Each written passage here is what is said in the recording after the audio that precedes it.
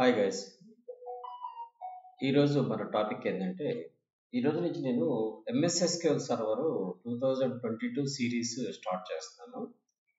So video కంటిన్యూగా చూడండి. మీకు ఎంఎస్ ఎస్క్యూఎల్ సర్వర్ మొత్తం కూడా కంప్లీట్గా నేను ఆల్ వీడియోస్ సిరీస్ వైజ్గా రిలీజ్ చేస్తాను.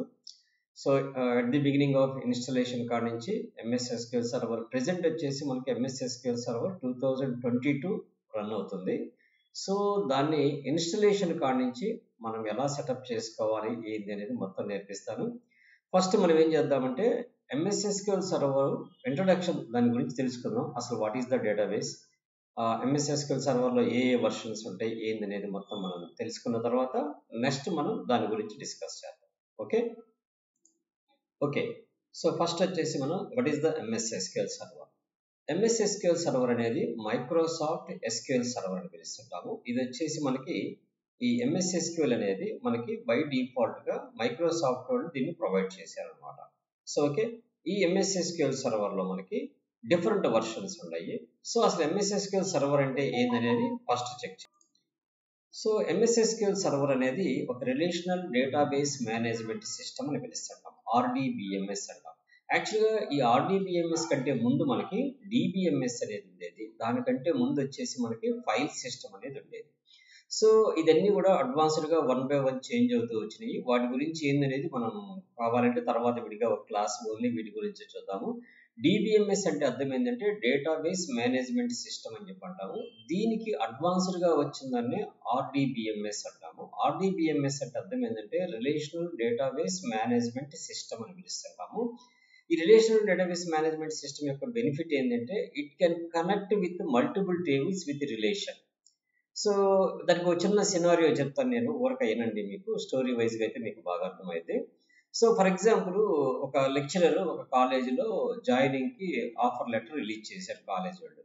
ఆ లెక్చరర్ ఏం చేశాడంటే ఆ ఆఫర్ లెటర్ తీసుకొని ఆ కన్సర్న్ డిపార్ట్మెంట్ దగ్గరికి వెళ్ళిపోయి ఆ లెటర్ వాళ్ళకి ఇస్తే అక్కడ కంప్యూటర్ ఆపరేటర్ ఆఫీస్లో వాళ్ళు ఏం చేస్తారంటే అతని రికార్డ్ని ఎన్రోల్ చేయడానికి ట్రై చేస్తారు. ట్రై చేస్తే అక్కడ యాక్సెప్ట్ చేయదు. ఎందుకని యాక్సెప్ట్ చేయదంటే అది చైల్డ్ టేబుల్లోకి రికార్డ్ ఇన్సర్ట్ చేయాలంటే the record must be insert in the primary table అంటాం. అంటే మెయిన్ టేబుల్లో రికార్డ్ ఇన్సర్ట్ అయ్యి ఉన్నప్పుడే చైల్డ్ టేబుల్లోకి రికార్డు ఇన్సర్ట్ అయింది. That is the relation between the primary table and secondary table.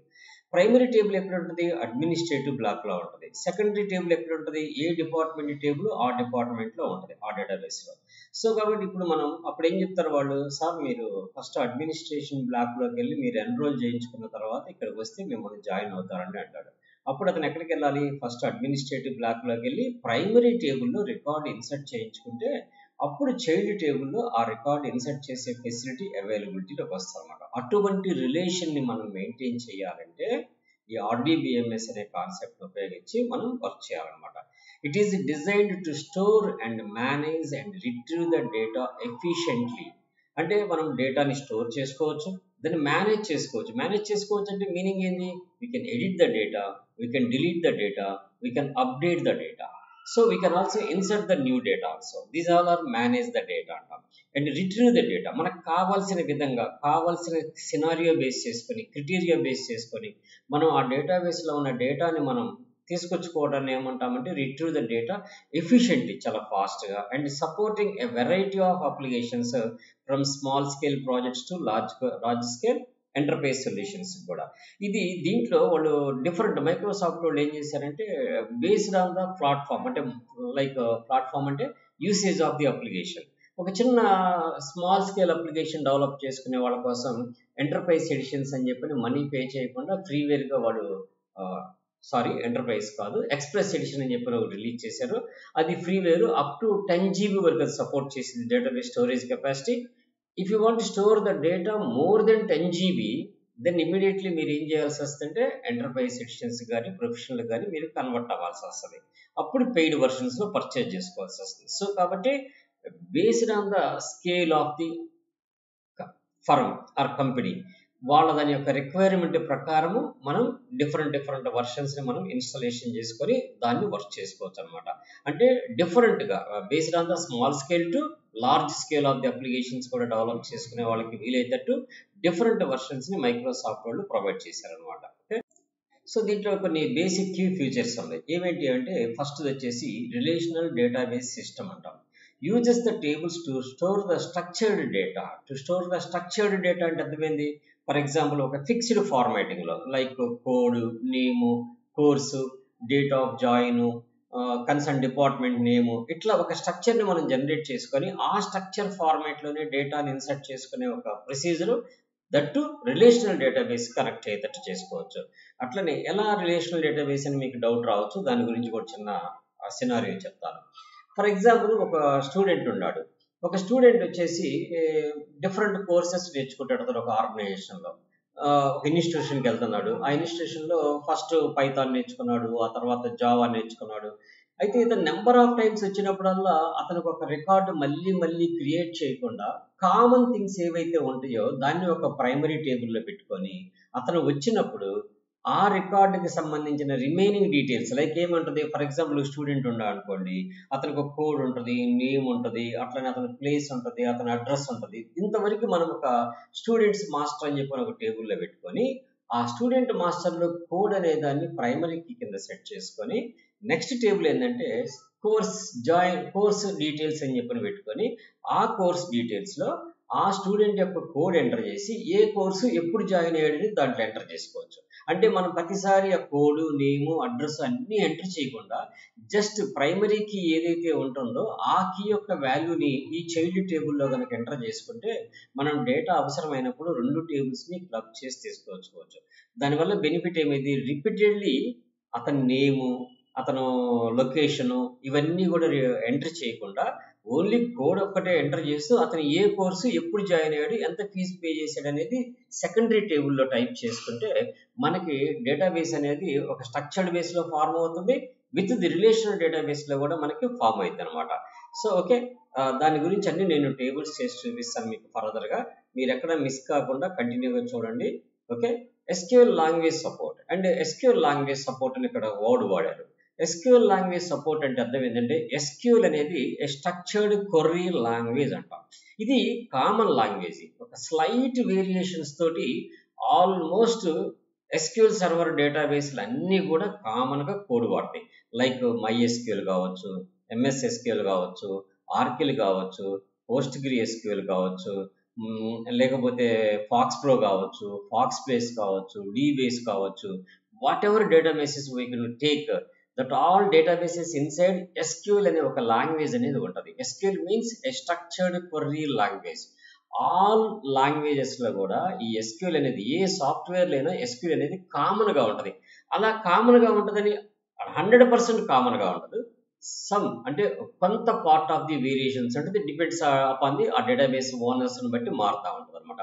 MS SQLలో ఒక రకంగా ఉండొచ్చు, డేటా టైప్స్ కొన్ని మారచ్చు, MySQLలో కొన్ని డేటా టైప్స్ మార్చచ్చు. అట్లా చిన్న చిన్న వేరియేషన్స్ ఉంటే మనం రన్నింగ్లో సబ్జెక్ట్ నేర్చుకునేటప్పుడు వాటి గురించి కూడా డిస్కస్ చేద్దాం.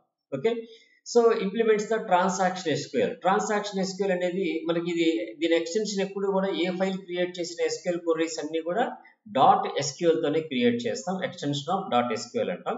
రెండోది it high performance and scalability. Scalability అంటే అర్థం ఏంటంటే మనం అప్లికేషన్ని ప్రోగ్రెసివ్ వెబ్ అప్లికేషన్స్ అని ఎలా అయితే అంటామో అట్లనే డేటాబేస్లో కూడా మనకి స్కాలబిలిటీ ఉండే అప్లికేషన్స్ అంటే స్మాల్ డేటాతో స్టార్ట్ అవుతూ అది ఇంకా ఇంక్రిమెంట్ చేసుకుంటూ వాల్యూమ్ని ఇంక్రీజ్ చేసే కెపాసిటీకి వెళ్ళే కెపాసిటీ ఉన్న డేటాబేసెస్ని ఈ మైక్రోసాఫ్ట్ SQL సర్వర్ వాళ్ళు ప్రొవైడ్ చేస్తారు. అట్లనే security includes features like encryption of the data, role based access and authentication. So ఇక్కడ అథెంటికేషన్ నేను మీకు ఇన్స్టలేషన్ చేసేటప్పుడు చూపిస్తాను. రెండు రకాల అథెంటికేషన్స్ చేయొచ్చు. ఒకటి user based authentication and another one వచ్చేసి విండోస్ అథెంటికేషన్ అని చెప్పని చేయొచ్చు. విండోస్ అథెంటికేషన్ అనేది ఎప్పుడు కూడా నాట్ ప్రిఫరబుల్.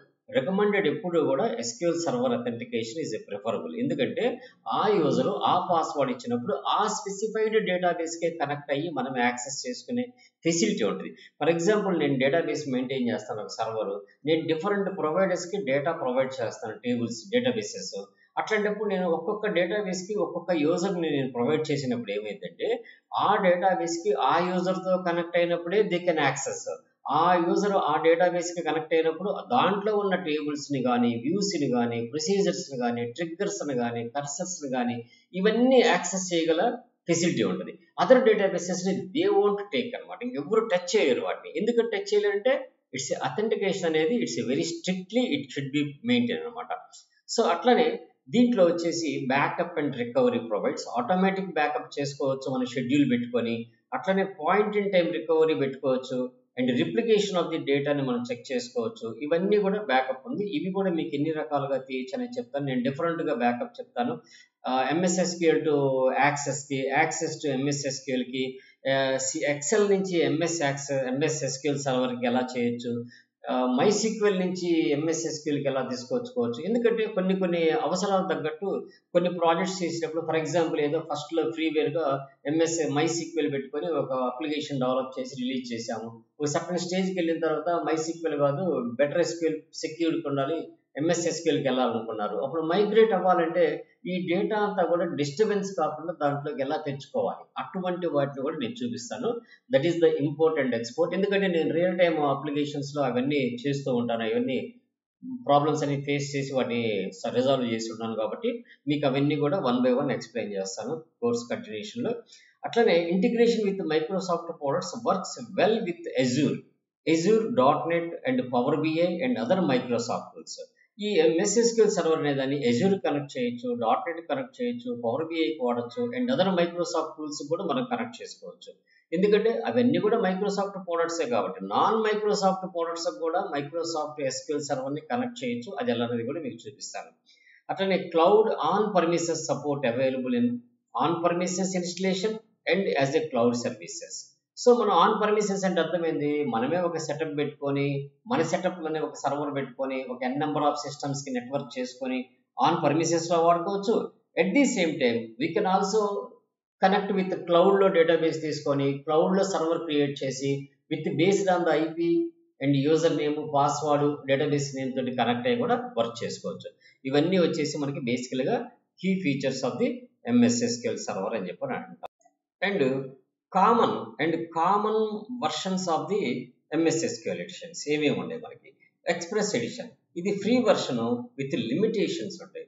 లిమిటేషన్స్ అంటే మీనింగ్ ఏంటంటే, ఫర్ ఎగ్జాంపుల్ MSSQL సర్వర్లో మనం ఇష్టం వచ్చినంత డేటా స్టోర్ చేసుకోవచ్చు అనేది ఇట్స్ రాంగ్ అనమాట. ఎందుకంటే MSSQL సర్వర్ ఎక్స్ప్రెస్ ఎడిషన్ అనేది ఫ్రీవేర్ కాబట్టి they provide some limitation. When ever reach of the 10 GB of the data it cannot store the data. So అట్లాంటప్పుడు లార్జ్ డేటాకి, స్కాలబుల్ అప్లికేషన్స్కి వెళ్ళాలంటే we should converted to the other versions. So other versions అంటే అలాగని నేను enterprise, నాది పెద్ద business కాదు, ఒక small business, నా బిజినెస్కి 10 GB కంటే ఎక్కువ కావాలి, అలాగా నాది ఎంటర్ప్రైజ్ అప్లికేషన్ కాదు. అటువంటప్పుడు స్టాండర్డ్ ఎడిషన్స్ వాడుతుంటారు ఫర్ మిడ్ లెవెల్ అప్లికేషన్స్ అని చెప్పని పిలుస్తుంటాం. అంటే అటు లార్జ్ కాదు, ఇటు స్మాల్ కాదు, మిడ్ లెవెల్ ఆఫ్ అప్లికేషన్స్ ఏమన్నా ఉంటే దానికి స్టాండర్డ్ అప్లికేషన్స్ వాడతాం, స్టాండర్డ్ MSSQL ఎడిషన్ వాడతాం. అలానే ఎంటర్ప్రైజ్ ఎడిషన్స్ అంటే it's fully featured version for large scale applications.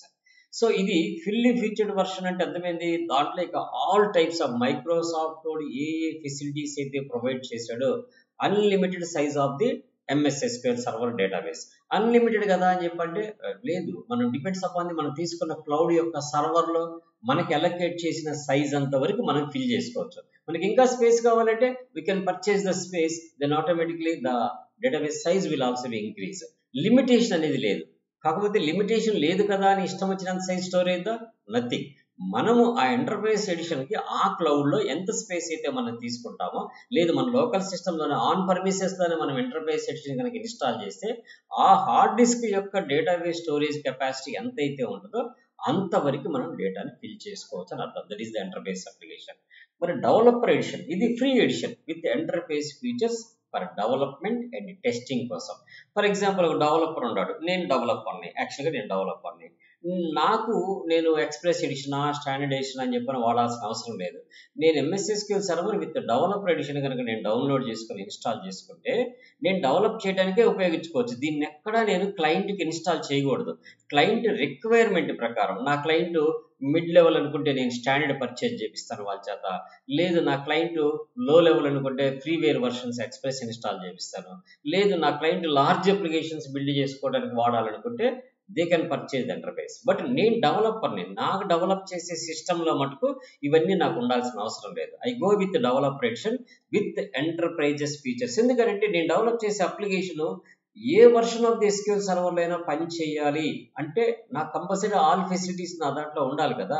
That's why we go with డెవలపరేషన్కి వెళ్తుంటాం, డెవలప్ చేసేవాళ్ళం. బట్ క్లయింట్ రిక్వైర్మెంట్ ప్రకారం వాళ్ళ చేత ఈ డేటాబేసెస్ని పర్చేజ్ చేపిస్తాం. That is the client requirement. Client యొక్క నెసెసిటీని పట్టుకొని వాళ్ళు వీటిని బిల్డ్ చేసుకుంటూ ఉంటారు అనమాట. ఓకే, సో నెక్స్ట్ మనం ఏం చేద్దామంటే MS SQL సర్వర్ ప్రెజెంట్ మార్కెట్లో 2022 ఉంది.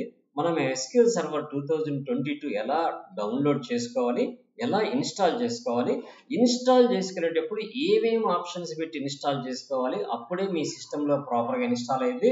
లేకపోతే కొన్ని ప్రాబ్లమ్స్ ఫెయిల్ చేసేస్తాయి. అవన్నీ కూడా నేను ఎక్స్ప్లెయిన్ చేస్తాను. మీరు ఎక్కడ వీడియోని స్కిప్ చేయకుండా కంటిన్యూ చూడండి. వీడియో నచ్చినట్టయితే లైక్ చేయండి, షేర్ చేయండి, కామెంట్ చేయండి. ఏదన్నా ప్రాబ్లమ్స్ ఉంటే నేను మీకు సపోర్ట్ చేస్తాను. ఓకే, నెక్స్ట్ ఇప్పుడు ఏం చేద్దాం, మనం గూగుల్ క్రోమ్ ఓపెన్ చేసుకుందాం. క్రోమ్లోకి వెళ్ళిన తర్వాత ఇక్కడ మనం MS SQL సర్వర్ డౌన్లోడ్ 2022 అని చెప్పని కొట్టేసి ఎంటర్ కొట్టేసేయండి. ఆటోమేటిక్గా first MS SQL server downloads అని చెప్పని వస్తుంది. ఇక్కడ క్లిక్ చేసేయండి. మీకు ఇక్కడ క్లిక్ చేసిన తర్వాత SQL server on Azure, SQL server on premises అని చెప్పి అడుగుతుంది. ప్రిమిసెస్ అంటే అర్థమైందంటే మన దగ్గరే, మన సిస్టమ్, మన లోకల్గా ఇన్స్టాల్ చేసుకొని ఉంటాం. ఇక్కడ డెవలపర్ ఎడిషన్ ఫ్రీయే, at the same time express edition ఫ్రీయే. అయితే మీరందరూ ఎక్స్ప్రెస్ ఎడిషన్స్ బెస్ట్ ప్రాక్టీస్, ఎందుకంటే లైట్ వెయిట్లో ఉంటుంది. అందుకని నేనేం చేస్తానంటే ఇక్కడ ఎక్స్ప్రెస్ ఎడిషన్ మనం డౌన్లోడ్ చేసుకున్నాం. ఎప్పుడైతే దాని మీద క్లిక్ చేస్తామో మనకి ఇక్కడ ఎక్స్ప్రెస్ ఎడిషన్ కావాల్సిన ఒక స్మాల్ సెటప్ ఫైల్ అనేది క్రియేట్ అయింది. దీని మీద రైట్ క్లిక్ చేసుకొని రన్ యాజ్ అడ్మినిస్ట్రేటర్ తోటి క్లిక్ చేసి ఎస్ అని ప్రెస్ చేసేసేయండి. ఎస్ అని ప్రెస్ చేసిన తర్వాత ఈ ఎక్స్ప్రెస్ ఎడిషన్ అనేది సెటప్ స్టార్ట్ అయింది. బేసిక్ ఎప్పుడు తీసుకోబాకండి, మనకి కొన్ని రిక్వైర్మెంట్స్ రావు, అందుకని కస్టమ్లోకి వెళ్ళండి. అలాగని డౌన్లోడ్ మీడియా తెచ్చుకొని తర్వాత ఇన్స్టాల్ చేయాలనుకుంటే ముందు మీరు డౌన్లోడ్ చేసుకుని తర్వాత ఇన్స్టాల్ చేయాలనుకుంటే దీనికి వెళ్ళండి. నేను బెస్ట్ రికమెండెడ్ ఏం చెప్తానంటే కస్టమ్లోకి వెళ్ళమని చెప్తాను. ఇక్కడ సిలో SQL 22లో ఫస్ట్ బ్యాకప్ అంతా డౌన్లోడ్ అయింది, దెన్ ఇన్స్టాలేషన్ స్టార్ట్ అయింది అనమాట. ఈ డౌన్లోడింగ్ అవుతూ అండ్ ఇన్స్టాలింగ్ ద ప్యాకేజ్ జరిగింది. సో ఇది డౌన్లోడ్ కానివ్వండి, then we will discuss remaining topics. So మనకి ఇది ఎప్పుడైతే డౌన్లోడింగ్ అయిపోయిందో దెన్ డౌన్లోడింగ్ ఇన్స్టాలింగ్ ప్యాకేజ్ అని చెప్పి మనకి ఇన్స్టాలేషన్ జరిగింది. అయితే ఇది ఇన్స్టాలేషన్ అయినంత మాత్రాన మనకి SQL సర్వర్ మొత్తం ఇన్స్టాల్ అయిపోయినట్టు కాదు. ఇది వచ్చేసి ఓన్లీ డేటాబేసు సంబంధించినంత వరకే ఇన్స్టాల్ అయింది, బ్యాక్ ఎండ్ వరకే ఇన్స్టాల్ అయింది. దీన్ని మనం గ్రాఫికల్ యూజర్ ఇంటర్ఫేస్లో చూసుకోవడం కోసం మనకి ఈ ఎక్స్ప్రెస్ ఎడిషన్లోనే స్టూడియో మేనేజ్మెంట్ అని చెప్పి ఉంటుంది. SQL సర్వర్ 2022 స్టూడియో మేనేజ్మెంట్ అని చెప్పి మనకి ఇంకొక టూల్ ఉంటుంది. ఆ టూల్ కూడా మనం డౌన్లోడ్ చేసుకొని కంపల్సరీ మనం సెటప్ చేసుకోవాలి. అలా సెటప్ చేసుకుంటేనే మనం దాన్ని నెక్స్ట్ ఫార్వర్డింగ్కి వెళ్ళగలుగుతాం అనమాట. సో అది లేదనుకోండి మనం, సో కమాండ్ లైన్లో చేయగలుగుతాం కానీ మనం మామూలుగా చేయలేము. సో కాబట్టి మనం ఇప్పుడు ఏం చేయాలి, ఫస్ట్ దీన్ని ఫినిష్ చేసేసుకొని ఈ ఫినిష్ చేయడానికి ఫస్ట్ ఈ డైలాగ్ బాక్స్ వస్తుంది.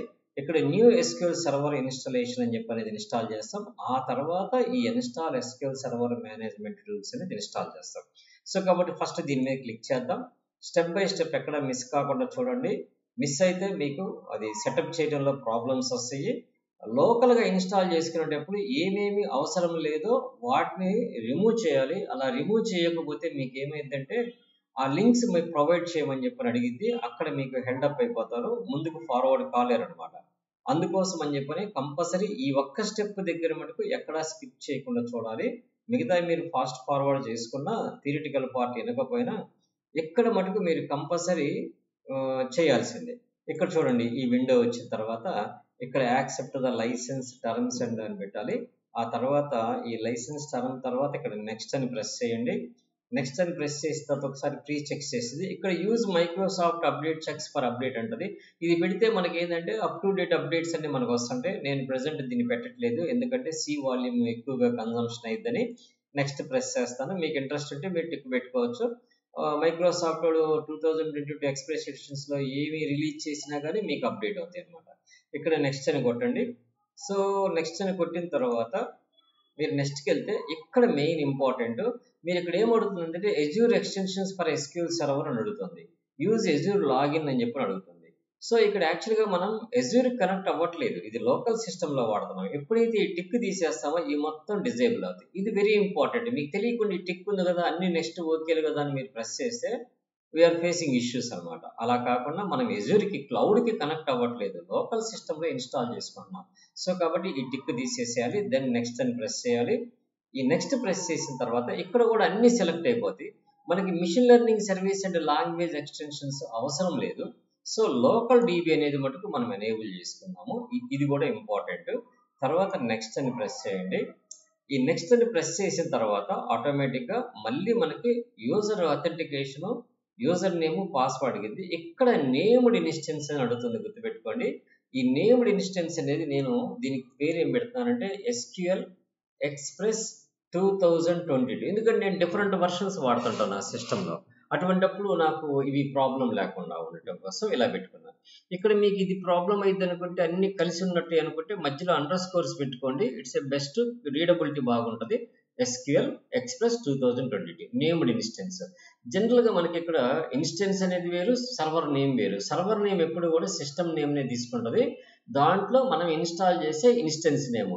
ఈ ఇన్స్టెన్స్ అంటే ఒక సపరేట్ స్పేస్ అని అర్థం. ఎందుకు ఈ ఇన్స్టెన్సెస్ ఉంటాయంటే, ఫర్ ఎగ్జాంపుల్ నేను డెవలపర్ని, నాకు ఒక క్లయింట్కి SQL server 2008 R2 express edition వాడతాను, ఒక క్లయింట్కి వచ్చేసి 16 వాడతాను, ఒక క్లయింట్కి 22 వాడుతున్నాను. సడన్గా మధ్యలో డేటాబేస్ నేను చేంజ్ చేయలేను, వాళ్ళని కంటిన్యూ అవుతూ ఉండాలి. అటువంటిప్పుడు నా సిస్టంలో డిఫరెంట్ ఇన్స్టెన్సెస్ నేను క్రియేట్ చేసుకోవాల్సి వస్తుంది. చూడండి ఇక్కడ ఆల్రెడీ మీకు కనపడుతున్నాయి ఎగ్జిస్టింగ్ ఇన్స్టెన్సెస్. ఒకటి సర్వర్ అనేది ఒకటి ఉంది, ఇంకోటి ఎస్క్యూఎల్ ఎక్స్ప్రెస్ అనేది ఉంది. ఇవి రెండు డేటాబేసెస్, రెండు ఇన్స్టెన్సెస్ అనమాట. ఇప్పుడు 3 ఇన్స్టెన్స్ నేను క్రియేట్ చేస్తున్నా అంటే ఇంకొక version of the SQL server కూడా నా సిస్టంలో ఇన్స్టాల్ అవుతుంది. అన్నీ కూడా మనకి వర్కౌట్ అవుతాయి. సో ఎందుకంటే డెవలపర్ అనే వాళ్ళకి డిఫరెంట్ వర్షన్స్ అవసరం అయింది, based on the client requirement ప్రకారం. మనం ఎప్పుడో ఒక 10 years బ్యాక్ ఒక ప్రాజెక్ట్ స్టార్ట్ చేసినప్పుడు 2008 ఉంది, వాళ్ళు ఎప్పుడు వచ్చినా కానీ 2008 వాళ్ళ సిస్టమ్ సపోర్ట్ చేసింది. అటువంటిప్పుడు మనం కంపల్సరీ దాని బ్యాకప్ రీస్టోర్లు ఆ వర్షన్లోనే చేయాలి. హయ్యర్ వర్షన్లో చేస్తే ఏమైందంటే మళ్ళీ వాళ్ళ దాంట్లోకి మనం రీస్టోర్ చేయడానికి వెళ్ళినప్పుడు కాంప్లికేషన్స్ క్రియేట్ అవుతాయి. అయితే కొన్ని టెక్నిక్స్ ఫాలో అయ్యి దాన్ని కూడా ఓవర్టేక్ చేయొచ్చు. అది ఏందనేది మనం ఫర్దర్గా 1 by 1 నేర్చుకుందాము, నేను చెప్తానండి. సో నెక్స్ట్ అని ప్రెస్ చేద్దాము. ఈ ఎస్క్యూఎల్ సర్వర్ ఇన్స్టెన్సెస్ మీద ఒక న్యూ ఇన్స్టెన్స్ అనేది క్రియేట్ చేసుకుంటుంది 2022కి. ఆ ఇన్స్టెన్స్కి యూజర్ నేమ్, పాస్వర్డ్ అడిగింది. బై డిఫాల్ట్గా నేను చెప్పాను కదా, ఎస్క్యూఎల్ సర్వర్కి ఎప్పుడు కూడా ఎక్స్టెన్షన్ అనేది ఎప్పుడు కూడా సానే ఉంటుంది యూజర్ నేమ్. పాస్వర్డ్ మటుకు మనం టైప్ చేసుకుంటాం. నేను ఇక్కడ పాస్వర్డ్ నా లోకల్ పాస్వర్డ్ నేను పెట్టుకుంటాను, నాకు గుర్తుండేటట్టు. నెక్స్ట్ మీరైతే ఏం గుర్తుంటే అది పెట్టుకోండి ఇన్స్టలేషన్ చేసేటప్పుడు. ఓకే, సో ఇది ఇన్స్టలేషన్ పూర్తయిన తర్వాత మనం ఎస్క్యూఎల్ సర్వర్ మేనేజ్మెంట్ స్టూడియో అనేది మనం ఇన్స్టాల్ చేసుకుందాం. ఓకే, కొద్దిగా వెయిట్ చేయండి, ఇది కంప్లీట్ అయిపోయిన తర్వాత మనం next. So after completion of the SQL server 2022 express edition setup, then it will be showing the all success. Okay, then close చేసేయండి. ఇది క్లోజ్ చేసిన తర్వాత మీకు ఇక్కడ ఇంకొక స్క్రీన్, ఆల్రెడీ మనం ఫస్ట్ ఓపెన్ చేసిన స్క్రీన్ ఉంటుంది కదా, ఇక్కడ మీరు ఏం చేయాలంటే install SQL server management tools అనే దాన్ని క్లిక్ చేయండి.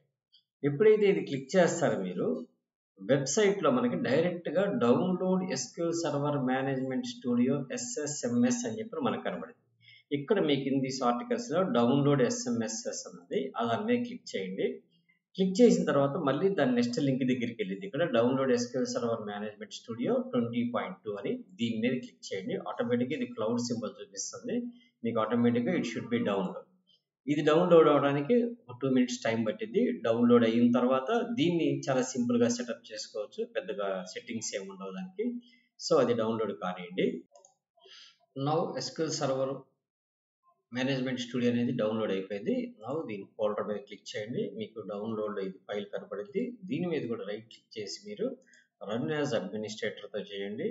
ఈ రన్ యాజ్ అడ్మినిస్ట్రేటర్తో చేయటం వల్ల బెనిఫిట్ ఏంటంటే మనకి ప్రెజెంట్ యూజరే కాకుండా మన సిస్టంలో ఎంతమంది యూజర్స్ అయితే క్రియేట్ చేసి ఉంటాయో ఆల్ యూజర్స్ యొక్క యాక్సెస్ చేసుకునే ఫెసిలిటీని ప్రొవైడ్ చేయడం కోసం ఈ రన్ యాజ్ అడ్మినిస్ట్రేటర్ అనేది వాడతాము.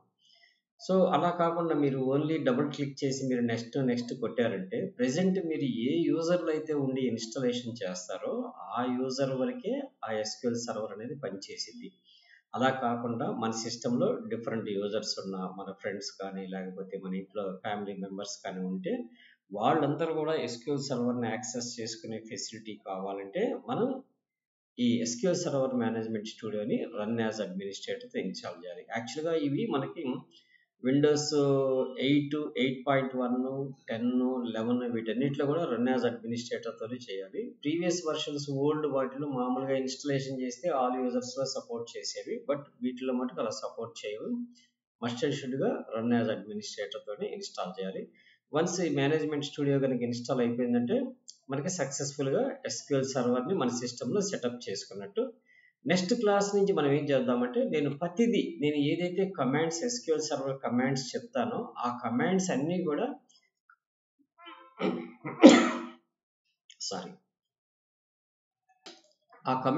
కూడా గ్రాఫికల్ యూజర్ ఇంటర్ఫేస్లో ఎలా చేస్తాము, విజువల్ స్టూడియో మేనేజ్మెంట్ స్టూడియోలో ఎలా చేస్తాము, అలానే కమాండ్ ప్రాంప్ట్లు ఎలా చేస్తాం, ప్రతి కమాండ్ రెండిట్లో చూపించుకుంటూ మీకు ట్రావెల్ చేస్తాను. దానివల్ల మీకు ఏమైందంటే మీరు డైరెక్ట్గా ఎస్క్యూఎల్ సర్వర్ మేనేజ్మెంట్ స్టూడియో ఉపయోగించి చేయగలుగుతారు. లేదు అదర్ ఎస్క్యూఎల్ కమాండ్స్ వాడుకుంటే ఇదే కమాండ్స్ ఉపయోగించి మీరు మిగతా డేటాబేసెస్లో కూడా ఈ కమాండ్స్ని యాక్సెస్ చేయొచ్చు. సో కాబట్టి మనం ఒకటి GUI, ఇంకొకటి కమాండ్ ప్రాంప్ట్, ఈ రెండింటి బేస్ మీద కూడా మనం ప్రాక్టీస్ చేద్దాం. అలా ప్రాక్టీస్ చేస్తే ఏమైందంటే మనకి ఎక్కడైనా మనం ఎస్క్యూఎల్ కమాండ్స్ని యాక్సెస్ చేయగలుగుతాం అన్నమాట. ఓకే, సో ఇది సెటప్ ఫినిష్ అయిన తర్వాత మీకు SQL server management studio open చేసి చూపిస్తాను. మీరు మటుకు నా వీడియో నచ్చినట్టయితే లైక్ చేయండి, షేర్ చేయండి, కామెంట్ చేయడం మర్చిపోకండి. సో నేను ఈ సిరీస్ స్టార్ట్ అవడానికి నేను ఒక చిన్న టార్గెట్ అనుకుంటున్నాను. మినిమం ఒక 100 లైక్స్ అన్నా ఈ వీడియోకి వస్తాయని అనుకుంటున్నాను. అలా వస్తే నేను ఇంకా ఎంకరేజ్డ్గా ఈ సిరీస్ మొత్తం కూడా ఎస్క్యూఎల్ కమాండ్స్ మొత్తం కంప్లీట్గా నేను నీట్గా వీడియోస్ తయారు చేసి పెడతాను. సో వస్తాయని అనుకుంటున్నాను. ఓకే, వీడియో లైక్ చేయడం, షేర్ చేయడం అయితే మర్చిపోకండి. వన్స్ ఇది కంప్లీట్ అయిపోయిన తర్వాత మనం ఒకసారి ఎస్క్యూఎల్ సర్వర్ మేనేజ్మెంట్ ఓపెన్ చేసి ఈ వీడియోని ఇంతటితో మనం క్లోజ్ చేద్దాం. నెక్స్ట్ నుంచి మనం కమాండ్స్ స్టార్ట్ చేద్దాం 1 by 1. Okay, now SQL Server Management Studio also completed successfully. Okay, let's close చేసేద్దాం. ఈ విండో కూడా మనకు అవసరం లేదు, దీన్ని కూడా క్లోజ్ చేసేద్దాం. మొత్తం సెటప్ కంప్లీట్ అయిపోయినట్టే. మీరు ఇక్కడ క్లిక్ చేసిన తర్వాత న్యూగా యాడ్ అయిన SQL Server Management Studio అని ఉంటుంది. యాక్చువల్గా ఇక్కడ 2 SQL Server Management Studio ఉంటాయి. బికాస్ ఆఫ్ నేను previous SQL Server Management Studio Express Edition S82 వాడుతున్నాను, 2008 R2 అనేది. సో ఇప్పుడు మనం ఇన్స్టలేషన్ చేసింది వచ్చేసి SQL server management studio 20. So నేను దీని మీద రైట్ క్లిక్ చేసి పిన్ టు టాస్క్ బార్ అని చెప్పి పెట్టుకుంటున్నాను. ఇక్కడ మనకు టాస్క్ బార్లో వచ్చేసింది. నేను ఇప్పుడు దీన్ని క్లిక్ చేసినప్పుడు ఇక్కడ నాకు ఎన్ని ఇన్స్టెన్సెస్ అయితే దీంట్లో ఇన్స్టాల్ అయ్యి ఉన్నాయో అన్ని ఇన్స్టెన్సెస్కి ఈ స్టూడియోతో నేను కనెక్ట్ అవ్వచ్చు కూడా. అంటే దేనికి దానికే స్టూడియోతో కనెక్ట్ అవ్వాలనే రూల్ ఏం లేదు. లోయర్ వర్షన్కి వాటిని కూడా హయ్యర్ వర్షన్ నుంచి మనం కనెక్ట్ అవ్వచ్చు. ఇక్కడ చూడండి, ఈ సిస్టమ్ యొక్క నేమ్ చెప్తుంది, ఇది ఒక ఇన్స్టెన్స్. మనం ఇప్పుడు ఇన్స్టాల్ చేసిన ఇన్స్టెన్స్ పేరు ఏంది? This is the SQL Express 2022 అనేది మనం ఇన్స్టాల్ చేసిన ఇన్స్టెన్స్. దీన్ని సెలెక్ట్ చేసుకొని నేను చెప్పాను కదా, బై డిఫాల్ట్ ఎప్పుడు కూడా విండోస్ అథెంటికేషన్ ఉంటుంది, మనకి SQL సర్వర్ అథెంటికేషన్ కావాలి. లాగిన్ నేమ్ ఎప్పుడు కూడా అని పెట్టండి. మీరు ఏ పాస్వర్డ్ అయితే ఇస్తాడో ఆ పాస్వర్డ్ పెట్టుకొని రిమెంబర్ అని టిక్ పెట్టండి. సో ఇప్పుడు కనెక్ట్ అని కొట్టేస్తే మీకు ఇక్కడ కనెక్ట్ కాలేదు. ఎందుకనంటే మీకు మ్యాండేటరీ ట్రస్ట్ సర్వర్ సర్టిఫికేట్ అనేది టిక్ పెట్టి కనెక్ట్ కొట్టండి. ఇది మనకి 2020 నుంచే స్టార్ట్ అయింది. బిఫోర్ వర్షన్స్లో కింద ఆప్షన్ అనేది లేదు. ఇక్కడ మనకి డేటాబేసెస్లోకి వెళ్తే సిస్టమ్ డేటాబేసెస్, స్నాప్ షాట్స్ అని ఉంటుంది. ఈ డేటాబేసెస్లో మనం ఇక్కడి నుంచి మనం టేబుల్స్ క్రియేట్ చేయడము, డేటాబేస్లు క్రియేట్ చేయడము, వాళ్ళు ఎలా డ్రాప్ చేయాలి, ఎలా ఆల్టర్ చేయాలి, SQL కమాండ్స్ ఎన్నైతే ఉన్నాయో అన్ని కమాండ్స్ని మనం గ్రాఫికల్గా చూద్దాము, అట్లానే కమాండ్ ప్రాంప్ట్తో చూద్దాము. నెక్స్ట్ క్లాస్ నుంచి రేపు నుంచి చెప్తున్నాను. వాటన్నిటికీ సిరీస్ 1 by 1 రిలీజ్ చేస్తాను. మీరు నా వీడియోని లైక్ చేయండి, షేర్ చేయండి. సబ్స్క్రైబ్ చేసుకున్న వాళ్ళు ఎవరు ఉంటే సబ్స్క్రైబ్ చేసుకుని బెల్ ఐకాన్ నొక్కండి. నేను వీడియో పెట్టగానే మీకు ఆటోమేటిక్గా మీకు అలర్ట్స్ వస్తాయి అన్నమాట. Okay, bye all.